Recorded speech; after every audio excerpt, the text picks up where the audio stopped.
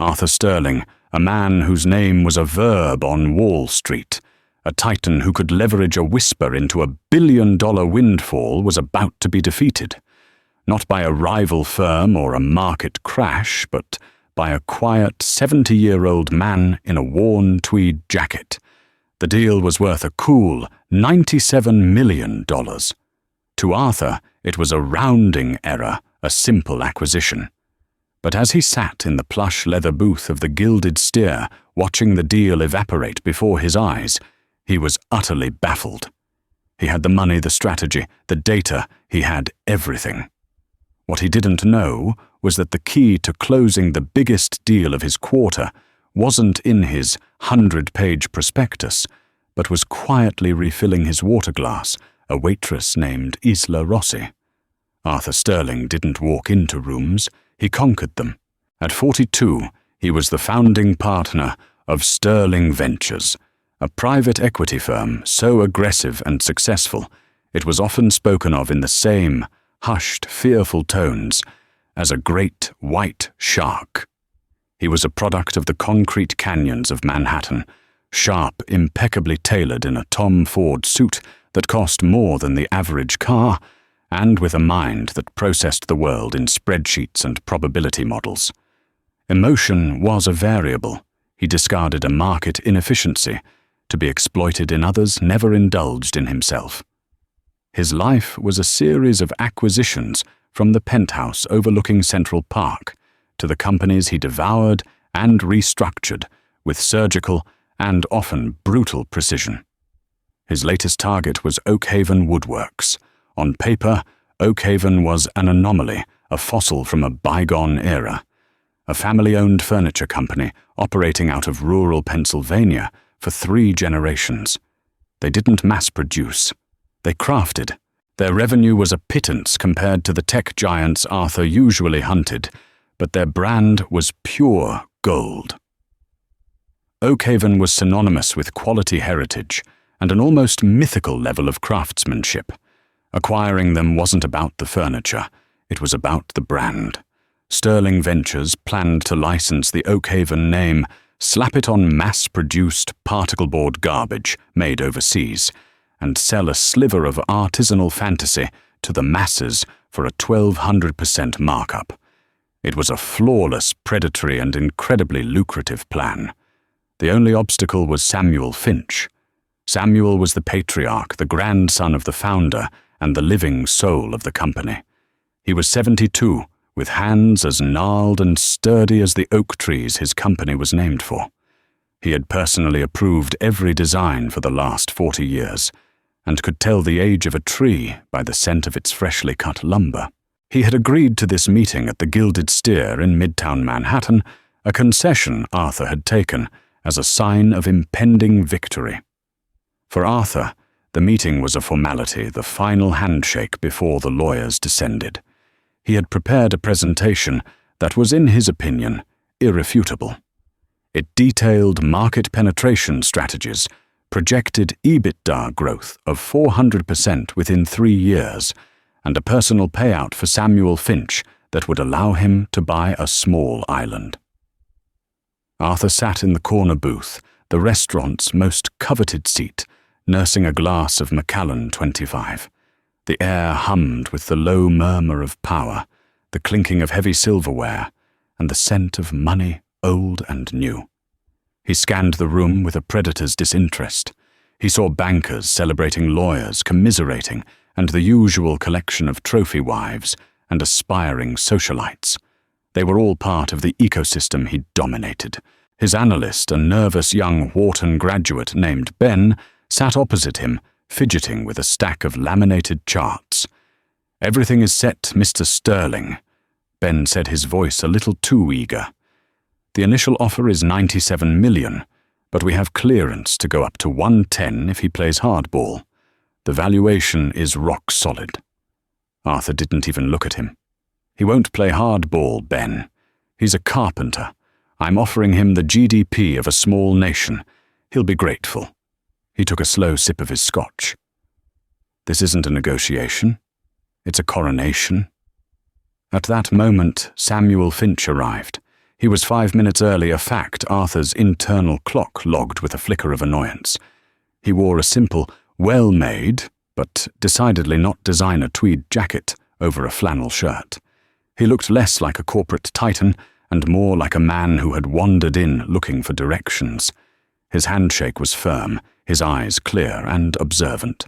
He took in the opulent restaurant not with awe, but with a kind of weary curiosity, as if observing a foreign habitat. "Mr. Sterling," Samuel said, his voice calm and resonant. "Thank you for the invitation." "Samuel, please call me Arthur," Sterling replied, flashing a smile that didn't reach his cold grey eyes. He gestured to the seat. "Glad you could make it. Can I get you a drink? The Macallan is superb." Samuel smiled faintly. "Just water for now, thank you."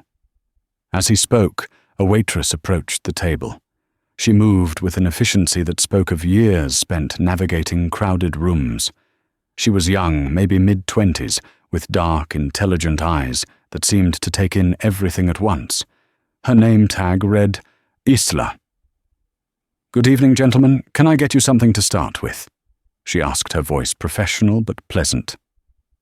"Just a still water for my guest," Arthur said, dismissing her with a wave of his hand before she had even finished her sentence. He was already turning back to Samuel, eager to begin the kill. Isla simply nodded, her expression unreadable, and moved away from the table. She was just part of the background, the invisible machinery that made places like this run. To Arthur Sterling, she was less than a ghost. He had no idea she was about to become the most important person in the room. The moment the water was poured, Arthur launched his offensive. He didn't believe in small talk. It was inefficient, a waste of valuable time. "Samuel," he began, his tone smooth and authoritative, "I want to be transparent. We at Sterling Ventures have been admiring Oakhaven from afar for a very long time. What your family has built is remarkable, a true testament to American craftsmanship." Samuel Finch listened, his hands resting calmly on the table. He nodded slightly, but said nothing, his gaze steady. Arthur took this as his cue. "Ben," he commanded, and the young analyst slid a sleek, leather-bound prospectus across the table. "As you can see on page 3, our offer of $97 million represents a valuation multiple of 15 times your current earnings. Frankly, it's unprecedented for a company in the manufacturing sector. It's a testament to the power of your brand." He flipped open the book, revealing a dizzying array of charts, graphs, and financial projections. "We plan to leverage the Oakhaven name to create a new, accessible luxury line. Page 5 details the supply chain optimization. We'll partner with manufacturers in Vietnam and Malaysia. This will allow us to increase production by 3,000% in the first 24 months. The cost savings are astronomical." From her station near the kitchen doors, Isla Rossi watched. She had an uncanny ability to read tables. It was a skill honed over 6 years of serving the city's elite. She knew when a first date was going well, when a marriage was falling apart, and when a business deal was about to implode. And this one was a train wreck in slow motion. She saw the way Arthur Sterling leaned forward, aggressive and sharp, his gestures precise, his eyes locked on his target. He wasn't having a conversation. He was delivering a verdict. And she saw the change in Samuel Finch. At first he was open, attentive, but as Arthur spoke of supply chain optimization and leveraging the brand, a subtle shift occurred, a slight tightening around his eyes. His shoulders, which had been relaxed, became rigid. He wasn't looking at the prospectus anymore. He was looking at his own hands, the hands of a man who knew the feel of wood, not the cold gloss of a laminated page. "The beauty of this model," Arthur continued, completely oblivious, "is that the core artisan line, the one you currently produce, can remain. It becomes a halo product. We'll keep a small workshop in Pennsylvania for authenticity. It's a brilliant marketing angle. The heritage remains the face of the brand, while the accessible line becomes the engine of profit. The workshop, Samuel finally spoke, his voice, quiet but clear, cutting through Arthur's monologue. My grandfather built that workshop with his own 2 hands. We still use his lathe. Arthur smiled, a politician's smile. Exactly. The history, the story, it's priceless. And we will preserve that story. We see it as a key brand asset. He used the word story as if it were a commodity, a line item on a balance sheet. Isla, refilling a bread basket at a nearby table, flinched internally. She knew with absolute certainty that this was the fatal error. To Samuel Finch, his family's story wasn't an asset. It was everything. Samuel slowly closed the prospectus and pushed it gently back across the table. The gesture was not aggressive, but it was profoundly final. "Mr. Sterling," he said, and the return to formality was as loud as a gunshot in the hushed restaurant. "You're a very successful man. I have no doubt your plan would make a great deal of money." Arthur leaned back, sensing victory. "It will make us both a great deal of money, Samuel." "But you see," Samuel continued, his gaze direct and unwavering, "my grandfather didn't start this company to create a brand asset. He started it because he loved the smell of white pine. He loved the way a perfect dovetail joint would slide together. He believed that a family should eat at a table that could be passed down to their children and their children's children. He believed in making things that last." He looked around the opulent restaurant. "This place, it's very fine. But I wonder how much of it will be here in 100 years. The chairs we make Mr. Sterling, they will be." Arthur's smile tightened. His patience was wearing thin. "This is about the future, Samuel. About securing your family's legacy financially. Think of your grandchildren. This deal sets them up for life." "My legacy isn't a number in a bank account," Samuel retorted, a spark of fire in his eyes now. "My legacy is in the hands of the men and women who work in my shop. It's in the forests we sustainably harvest. You talk about keeping a small workshop for authenticity. To you, it's a prop for a marketing campaign. To me, it's my life's work. The people who work there are my family." The air grew thick with tension. Ben the analyst looked like he wanted to be swallowed by the floor. Arthur's mask of civility finally cracked. A sliver of the cold, ruthless predator showed through. "With all due respect, Samuel, that's a romantic but naive worldview. The market doesn't reward romance. It rewards efficiency. You're sitting on a gold mine, and you're using a teaspoon to dig it out. I'm offering you a fleet of excavators." That was it. The final, fatal blow. Samuel Finch stood up, placing his linen napkin neatly on the table. He was no longer angry.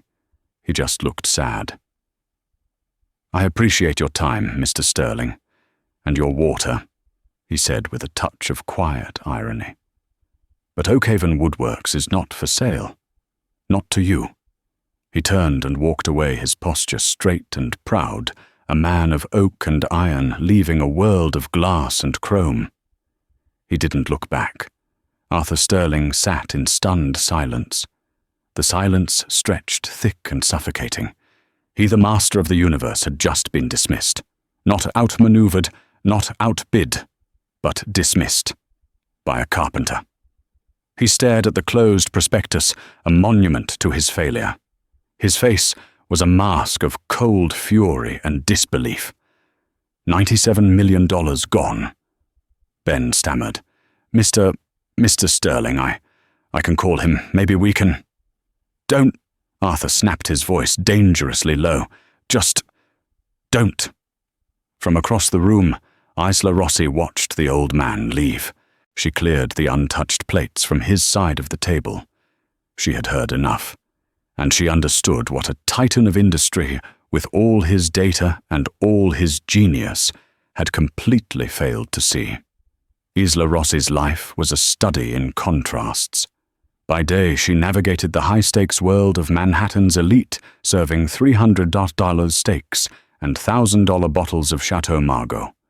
By night, she returned to a cramped fifth-floor walk-up in Astoria, Queens, a world away from the gilded cages she served. The apartment smelled of Vicks Vapor Rub and old books. The contrast didn't breed resentment in Isla. It bred observation. She was a perpetual outsider, looking in a sociologist in a server's uniform. Her uniform hung neatly on a hook by the door, a symbol of a life she hadn't planned. Tucked away on a dusty bookshelf were textbooks from her past life. Introduction to Behavioral Economics, Maslow's Hierarchy of Needs, The Psychology of Negotiation. Isla had been 2 semesters away from finishing her psychology degree at NYU when her mother, a single parent who had worked as a seamstress her whole life, was diagnosed with early-onset Alzheimer's. The diagnosis had been a wrecking ball, demolishing Isla's future. She dropped out of school to become her mother's full-time caregiver, taking the high-paying server job at the Gilded Steer to afford the mountain of medical bills and the in-home nurse she needed while she was at work.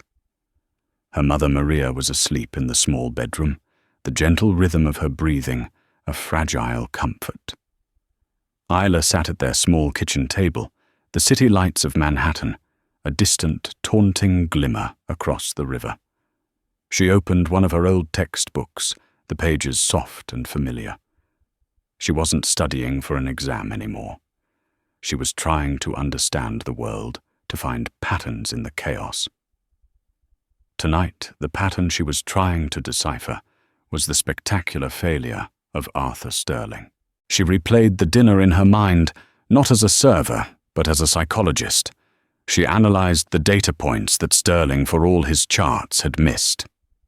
Data point 1. Non-verbal cues. Samuel Finch's posture. Open and receptive at the beginning, then closed-off arms, slightly crossed, leaning back away from Sterling.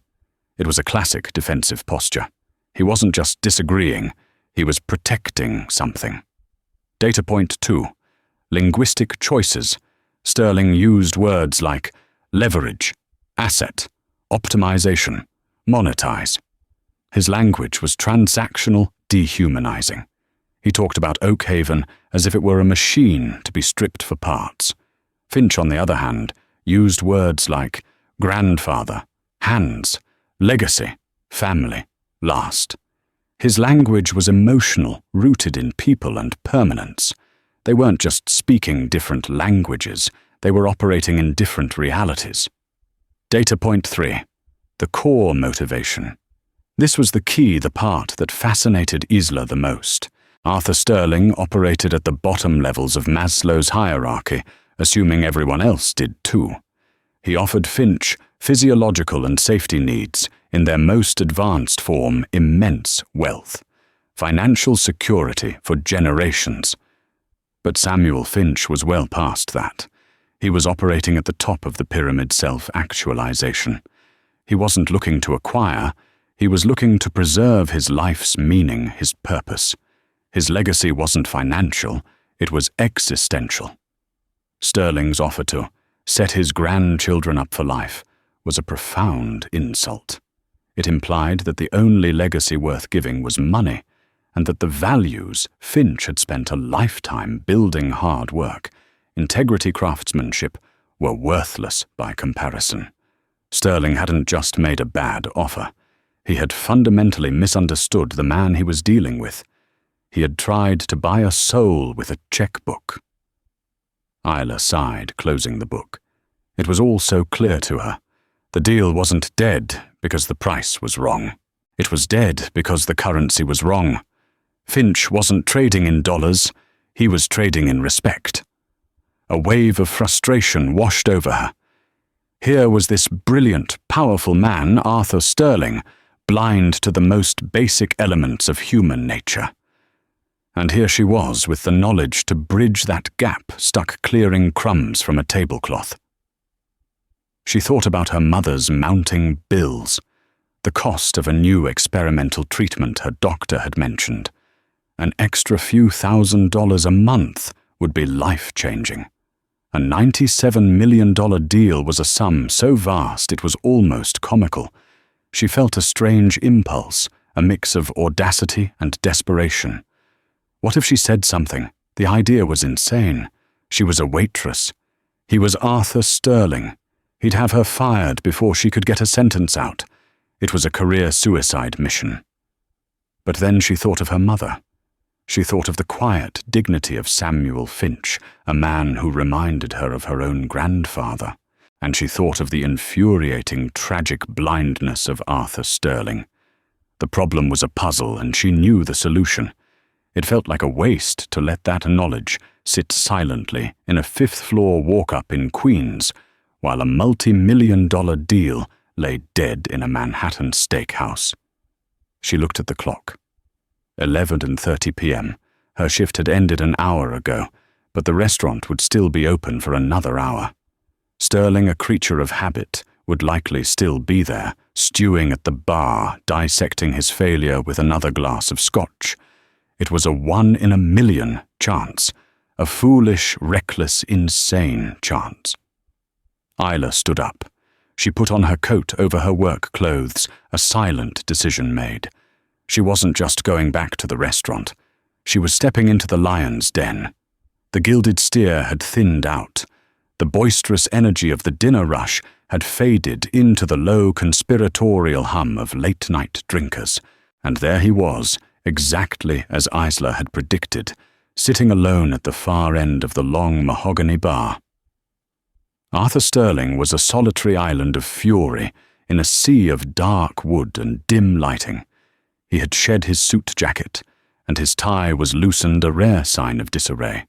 He stared intently into a glass of amber liquid, as if it held the answers to the universe. Isla's heart hammered against her ribs. Every instinct screamed at her to turn around and leave. This was a man who swatted away problems with his lawyers and his fortune. What could she possibly say that he would listen to? She felt the familiar weight of her invisibility settle on her. To him, she was furniture that talked. Her boss, a perpetually stressed maitre d' named Julian, saw her by the entrance. Isla, you forget something. No, Julian, I needed to speak to a customer, just for a moment. Julian's eyes flickered towards Sterling. That one bad idea. He's been in a foul mood for the last 2 hours. Lost a big deal. Don't poke the bear, kid. His warning was sensible, logical. But Isla thought of her mother's medical bills, a stack on the kitchen table that seemed to grow taller each week. Desperation was a powerful motivator. I'll be careful, she said, her voice steadier than she felt. She took a deep breath and walked towards the bar, her server's shoes silent on the plush carpet. She approached him, not from the front, which would be confrontational, but from the side, as a server would. She stood there for a full 10 seconds before he even acknowledged her existence, and only then with a curt, dismissive glance. I don't need another drink. His voice was like chipping ice. I know, sir, Isla said softly. I was your server tonight, at the corner booth. He looked at her more closely now, a flicker of recognition mixed with annoyance. And did I forget to sign the slip? Just add 20% and leave me alone. You were very generous, thank you, she said, keeping her tone even and respectful. It's not about that. I couldn't help but overhear parts of your conversation with Mr. Finch. I'm sorry it didn't go the way you wanted. A dangerous light flared in Arthur's eyes. My business conversations are private. You do well to remember that if you want to keep your job. This was the moment of truth. She could apologize and retreat, or she could push forward. She chose the latter. I know, and I'm sorry to intrude, but I think you're asking the wrong question. She said the words, tumbling out before she could stop them. He actually turned on his stool to face her, his expression a mask of incredulous contempt. The wrong question. I have a team of 50 analysts at Sterling Ventures Ivy League MBAs who do nothing but ask the right questions. And you, a waitress, are going to give me notes on my business strategy. The sarcasm dripped from every word. Isla's face flushed, but she held her ground. Your analysts ask questions about money, about valuation and profit and market share. You asked Mr. Finch what it would take for him to sell his company. You offered him a number. A very large number, Arthur sneered. Exactly, Isla said, leaning in just a fraction, her voice dropping to a near whisper so only he could hear. But that was the wrong question. You were trying to find his price. You should have been trying to find his purpose. The word hung in the air between them. Purpose. It was not a word from Arthur Sterling's vocabulary. It wasn't quantifiable. It couldn't be entered into a spreadsheet. For a moment, he looked utterly bewildered, as if she'd started speaking in a foreign language. She pressed on the dam of her inhibition, now broken.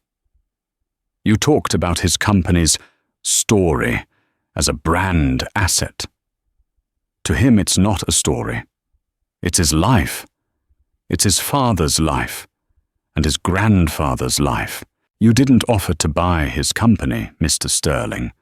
You offered to buy his identity, and you can't put a price on that. She took a small step back, creating space. The right question isn't, what's your price? The right question is, what does your legacy look like, and how can I help you build it? She finished, her chest heaving slightly, the adrenaline of her gamble coursing through her. She had said her piece. She fully expected him to laugh in her face, to call Julian over and have her fired on the spot. Instead, Arthur Sterling just stared at her. His cold grey eyes, which usually darted around assessing everything, were fixed on her with a strange, unnerving intensity. The sneer was gone, replaced by a profound stillness. He didn't speak. He just looked at her, the cogs of his brilliant, number-crunching mind grinding against a concept they were not designed to process. The bartender, sensing the tense atmosphere, came over. Everything okay here, Mr. Sterling? Arthur didn't break his gaze from Isla. After a long, silent moment, he finally spoke, his voice a low rumble. Bring me the check, he said to the bartender. Then to Isla he said nothing at all. He simply turned back to his drink, his face unreadable. Deflated and certain she had just made the biggest mistake of her life, Isla turned and walked away. She didn't look back. She walked out of the restaurant, the cold night air hitting her like a slap. She had poked the bear, and now she was sure she was about to get mauled. Arthur Sterling did not sleep that night. He returned to his sprawling penthouse, a sterile monument to modern architecture and minimalist wealth, but the silence of the space felt accusatory.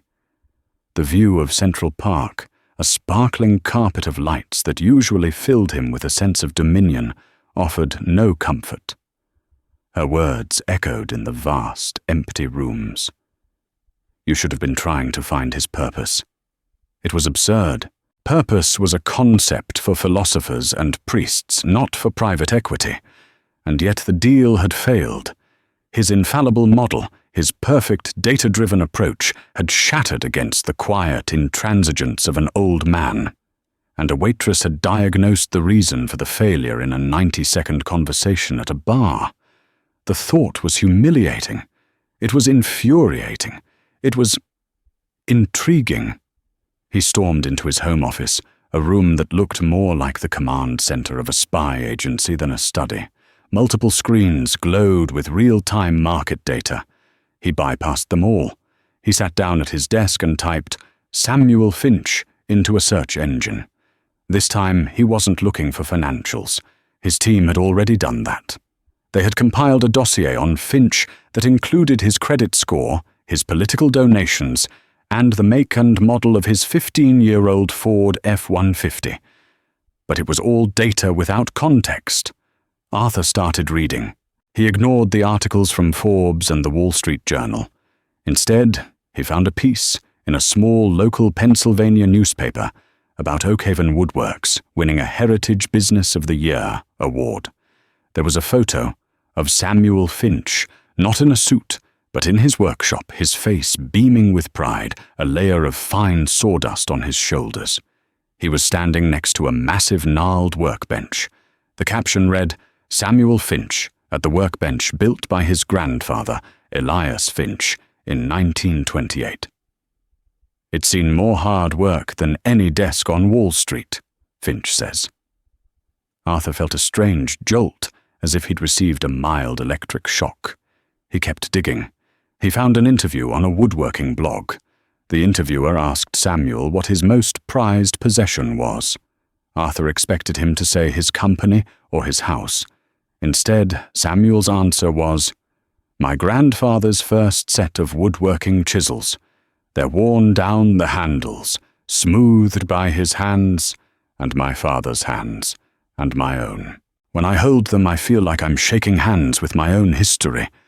Purpose. Legacy. History."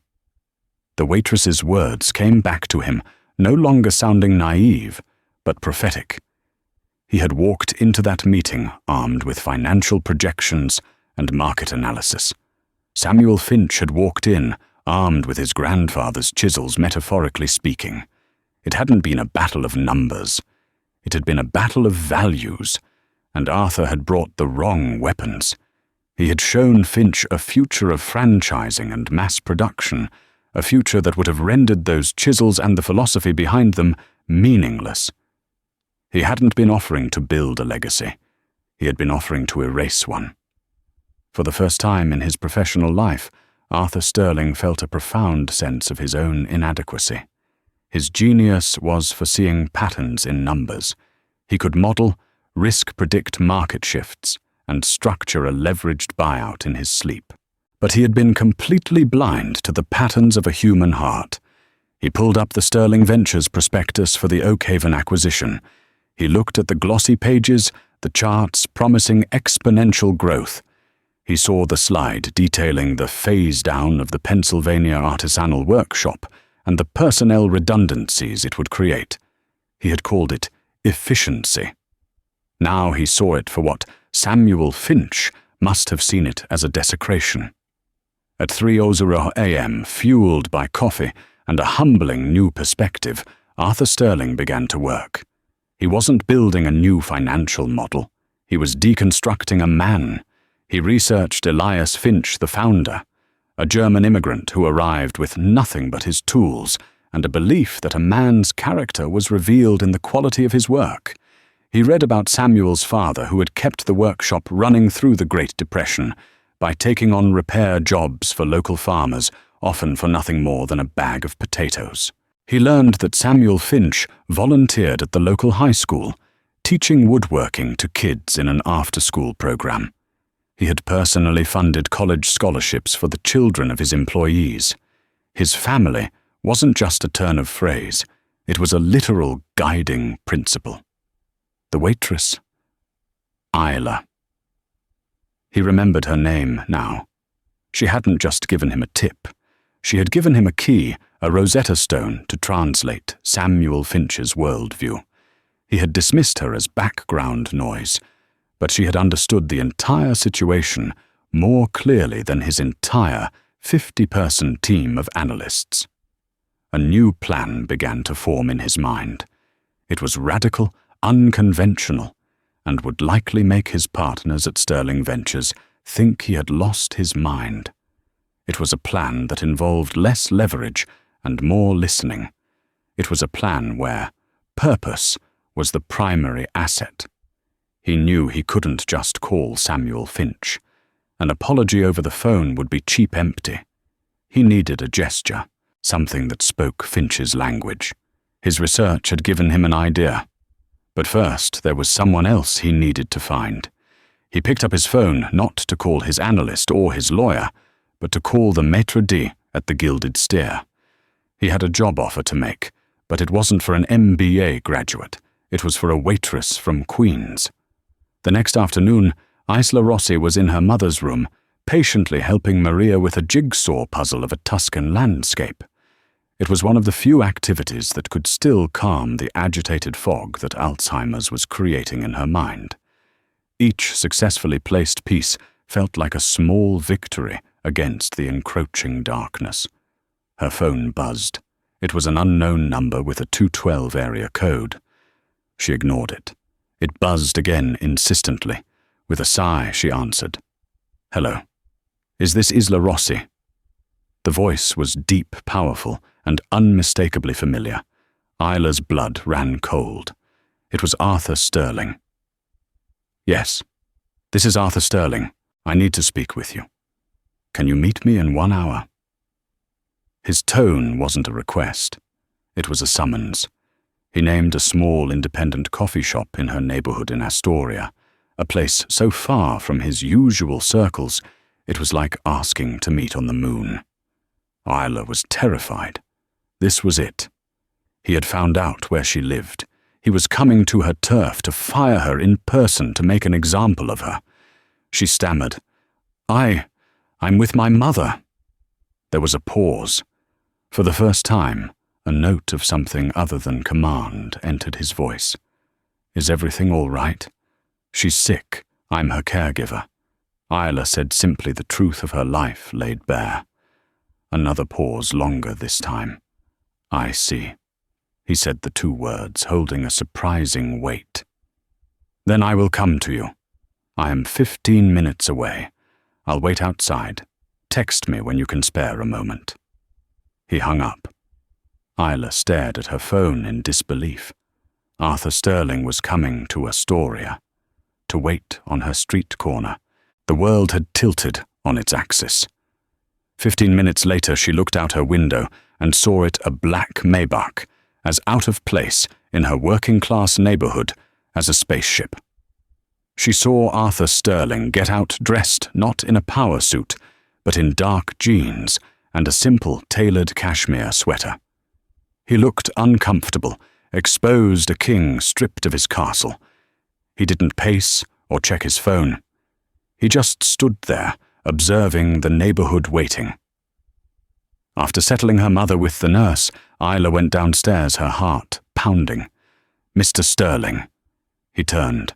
The arrogance was gone from his face, replaced by a weary intensity. "Isla, thank you for coming down." They stood awkwardly on the sidewalk for a moment.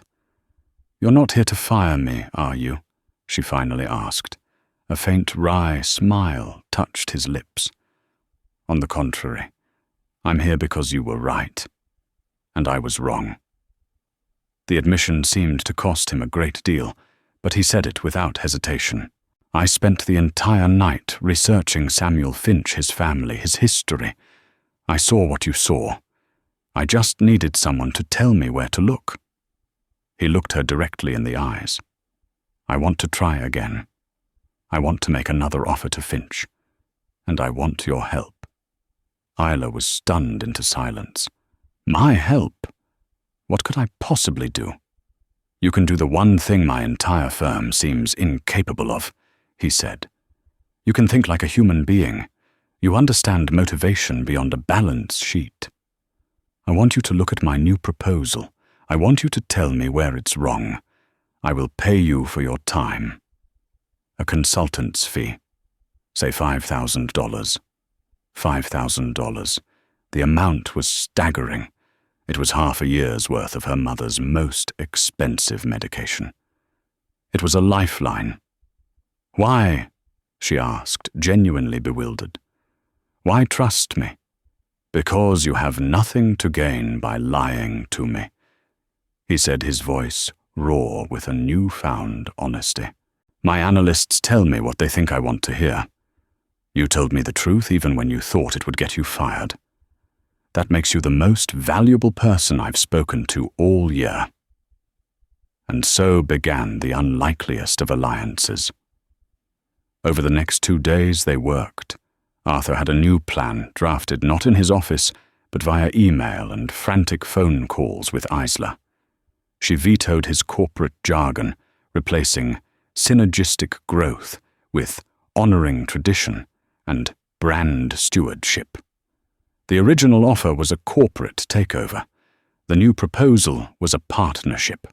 Sterling Ventures would still acquire a majority stake, but Samuel Finch would remain as chairman emeritus for life, with full veto power over any changes to the Artisan line or the Pennsylvania workshop.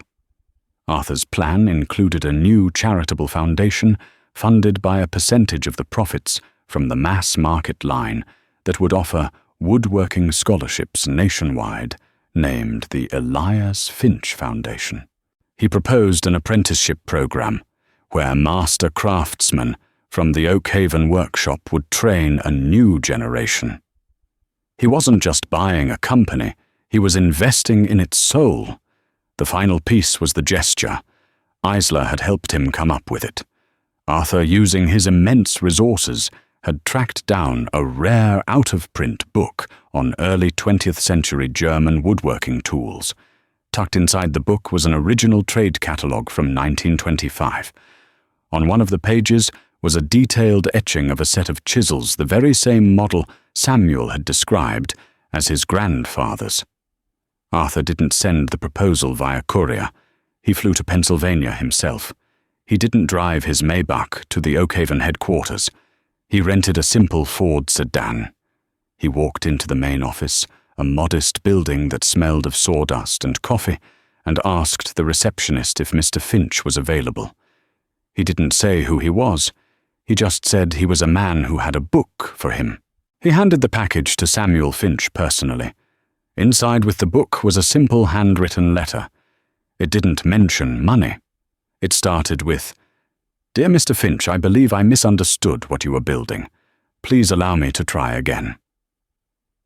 Enclosed was the new 10-page proposal, titled not Acquisition Strategy, but a proposal to preserve the Oakhaven legacy. Arthur left without waiting for an answer. He flew back to New York, his entire $97 million deal resting not on a valuation model, but on a book, a letter, and the hope that he had finally learned to speak the right language. The ball was in Samuel Finch's court. 3 days passed. For Arthur Sterling, a man whose life moved at the speed of a stock ticker, these 72 hours of silence were an eternity of self-doubt. The digital clocks on his office wall, usually a source of comfort and control, now seemed to mock him, each second dripping by with agonizing slowness. He was adrift in an unfamiliar sea of uncertainty, having traded his trusted compass of data and logic for a flimsy hand-drawn map based on a waitress's intuition. His partners at Sterling Ventures were circling, Richard Hayes, his senior partner, and a man whose worldview was even more ruthlessly pragmatic than Arthur's had been called him on the second day. "Arthur, what is this?" I hear from legal. Richard's voice was a low growl over the speakerphone. "You sent the old man a new proposal, without running it by the board, a proposal that includes a charity. Are you having some sort of midlife crisis? Our fiduciary duty is to our investors, not to a bunch of lumberjacks in Pennsylvania." The Arthur of a week ago would have dismissed his own actions as a momentary lapse in judgment. But something had fundamentally shifted within him. "Our fiduciary duty is to maximize returns, Richard, and I've come to believe the highest return on this investment isn't in stripping it for parts, but in nurturing it. The brand's value is its authenticity. My new proposal protects and enhances that authenticity. It's a long-term play." "It's sentimental nonsense," Richard shot back. "You flew out there," he said. "No, the deal is dead. Move on. There are a dozen tech startups ripe for the picking." "This isn't about tech," Arthur said, his voice quiet but firm, a tone that silenced Richard. "This is about building something that lasts. Trust my play on this." He hung up the silence of his office, rushing back in. Trust my play. He was trusting a feeling, an instinct he had long since buried under mountains of financial reports. That night, unable to focus, He called Isla. "Did I make a mistake?" he asked the question, devoid of its usual arrogant armor. He heard the gentle clink of a spoon against a ceramic mug on her end. "You did something honest, Mr. Sterling," she replied. "You stopped trying to win and started trying to understand. People like Mr. Finch can feel the difference. He's not a man who makes hasty decisions. He's like one of his chairs. He's considering all the angles, making sure the foundation is solid before he commits. Patience is a form of respect to a man like that." He felt an unfamiliar sense of calm settle over him. She wasn't just guessing. She was articulating a truth he was only just beginning to grasp. On the morning of the fourth day, the call came.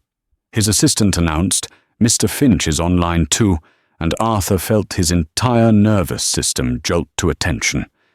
He picked up the receiver. "Samuel," Arthur, the calm voice, replied. "I've read your proposal. I've read it 5 times. My wife has read it. My son has read it." Arthur held his breath, his knuckles white on the receiver. And I'd like you to come back to Pennsylvania. Not to my office, to my workshop. Tomorrow morning. Come alone." The line went dead. The next morning, Arthur stood at the entrance to the Oakhaven workshop. He had left his Maybach in its garage and his suit in the closet, arriving in the same rented Ford sedan as before. The air itself felt different here, thick with the rich, sweet scent of freshly cut oak, the sharper tang of pine, and a faint cherry wood perfume. It was the scent of creation, a stark contrast to the sterile, filtered air of his Manhattan skyscraper. Samuel Finch, wearing a simple leather apron, dusted with a fine layer of sawdust, greeted him, not with a handshake, but with a quiet nod. "Come," he said, and led Arthur into the heart of his world. It was not a factory. It was a cathedral of craft. Sunlight streamed through huge multi-paned windows, catching the millions of dust motes dancing in the air like golden sprites. It wasn't the cacophony of industry, but a symphony of focused work, the high-pitched whine of a saw, the low hum of a lathe, the rhythmic hiss of a sander against wood, and the gentle tap-tap-tap of a mallet on a chisel. Men and women of all ages worked with a placid intensity, their movements economical and deeply ingrained. Samuel stopped at a station where a grey-haired man was fitting 2 pieces of wood together. "Arthur, this is David, our master joiner," Samuel said. David nodded, his eyes bright and intelligent. He held up the pieces for Arthur to inspect. It was a dovetail joint, the interlocking pins and tails so flawlessly cut that they seemed to be a single intricately carved piece of wood. "There are no screws, no nails," David explained, his voice raspy. "Just pressure and precision.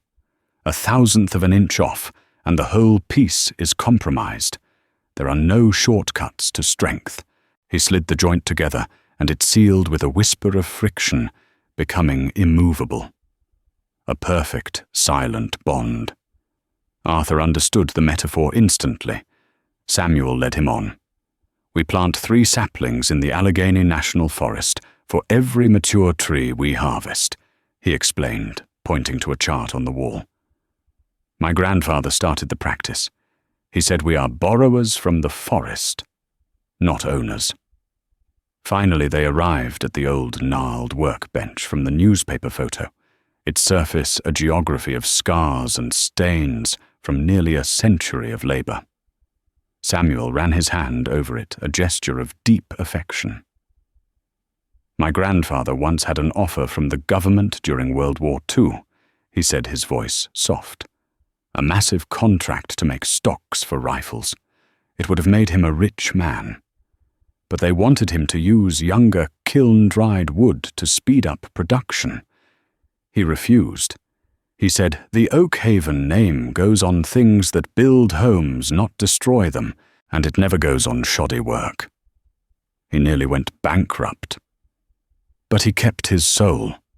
He turned his clear eyes, locking onto Arthur's. That's the legacy you want to buy, Arthur. It's a legacy of saying no to the easy money to protect what matters. Your new proposal has beautiful words in it. But why should I believe this change in you is real? Why should I believe you won't revert to your old ways the moment the market dips? It was the final test. Arthur met his gaze without flinching. Because I have spent my entire life believing that value was a number on a page, he said, the admission raw and honest.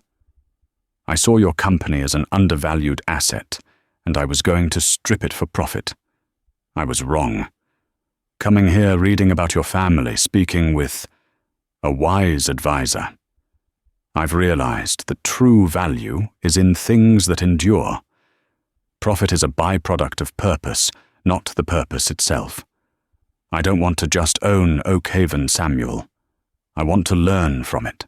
I want to build something that lasts, not just something that pays out.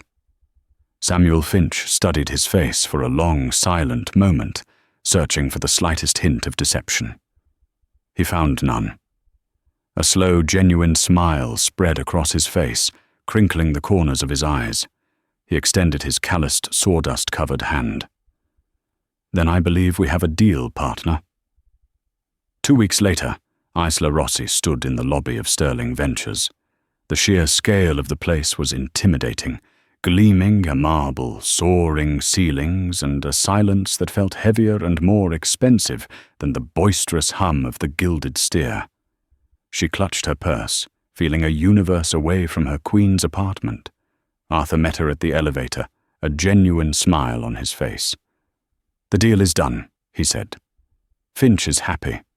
My partners are ecstatic now that they see the long-term marketing potential.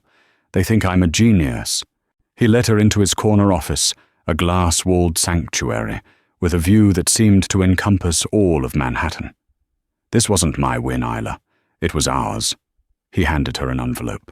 A thank you bonus for your consulting. With trembling fingers, Isla opened it. Inside was a check made out to her name for $250,000. The number was so large she couldn't process it at first. She saw a lifetime of struggle, late rent payments, terrifying medical bills, the constant gnawing anxiety, all erased by a few strokes of a pen. The relief was so overwhelming it made her dizzy, and tears welled in her eyes.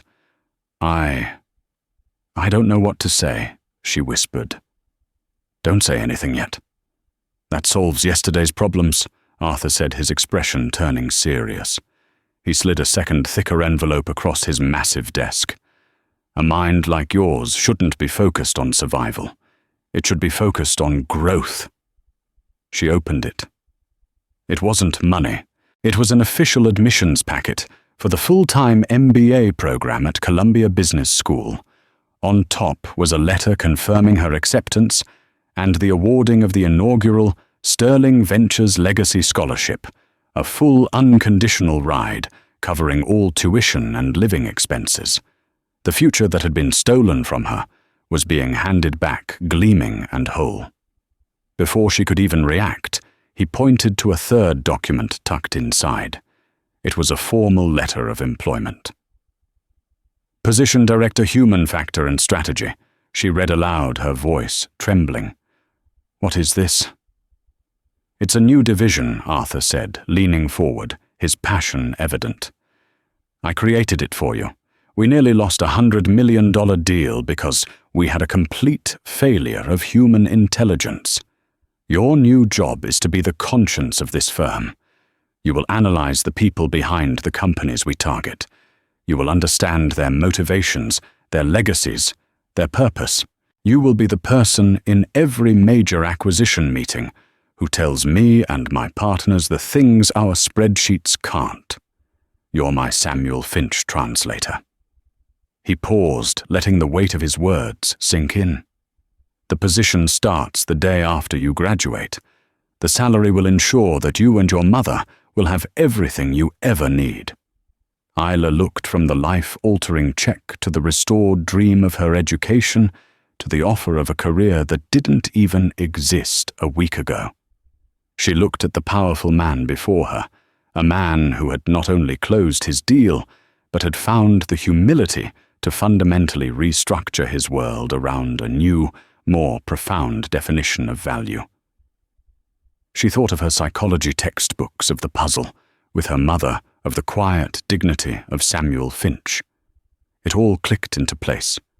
She was no longer just an observer. With a tear tracing a path down her cheek, she finally found her voice steady and clear. I accept. So what can we learn from this incredible turn of events? We saw a billionaire, a master of numbers and logic, completely fail because he couldn't see the human story right in front of him. His spreadsheets couldn't calculate the value of legacy, and his algorithms couldn't quantify a lifetime of purpose. It took the quiet observation of a waitress, someone who understood people better than profits, to turn everything around. This story is a powerful reminder that in our data-driven world, the most crucial variable is still the human heart. True success, whether it's in business or in life, often comes not from having all the answers, but from knowing the right questions to ask. If this story resonated with you, please hit that like button to let us know. Share it with someone who needs to hear that empathy and insight are true superpowers. And don't forget to subscribe and turn on notifications so you won't miss our next story about the hidden heroes and unexpected twists that shape our world. Thank you for listening.